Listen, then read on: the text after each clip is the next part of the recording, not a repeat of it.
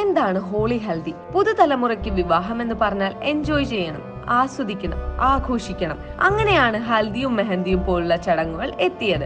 വരന്റെയും വധുവിന്റെയും കൂട്ടുകാരെ, ഒറ്റവാക്കിൽ പറഞ്ഞാൽ ന്യൂജൻ പിള്ളേരെ ഉദ്ദേശിച്ചിട്ടുള്ള പരിപാടിയാണ് തുടങ്ങിയത്. ആദ്യം കാർന്നോന്മാർ നെറ്റി ചുളിച്ചെങ്കിലും പിന്നീട് ശീലമായി. പക്ഷെ അവർ കയറി കൺട്രോൾ തുടങ്ങി. അതോടെ ഹൽദി വിട്ടു പുത്തൻ പരിപാടികളിലേക്ക് കടന്നു.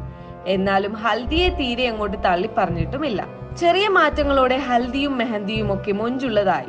വിവാഹത്തിന് എത്തുന്ന അതിഥികൾക്ക് പോലും കിടിലൻ കണ്ടന്റുകൾ കിട്ടുന്ന രീതിയിലാണ് ഇന്ന് ഇവന്റുകൾ അണിഞ്ഞൊരുങ്ങുന്നത്. പുതുമയ്ക്കും നിറങ്ങൾക്കുമാണ് ഏറ്റവും പ്രാധാന്യമുള്ളത്. അങ്ങനെയാണ് ഹൽദിക്കൊപ്പം ഹോളി എന്ന വാക്കും ചേർന്നത്. ഹൽദി ഒരു ചടങ്ങാണ്, അതുകൊണ്ട് തന്നെ പലപ്പോഴും ഒരേ നിറവും ഒരേ രീതികളും ആയി പോകാൻ സാധ്യതയുണ്ട്. അത് മാറ്റിപ്പിടിക്കാനാണ് ഹോളി ഹൽദി. മഞ്ഞ നിറത്തിന് പുതുമയില്ലെന്ന് കരുതുന്നവർക്ക് പിങ്ക് നിറം തീമാക്കാം. ഹോളി ഹൽദിക്ക് മിക്സഡ് നിറങ്ങളാണ് നല്ലത്. ഹൽദിക്ക് ശേഷം ആഫ്റ്റർ പാർട്ടി എന്ന മട്ടിലാണ് ഹോളി കടന്നു വരേണ്ടത്.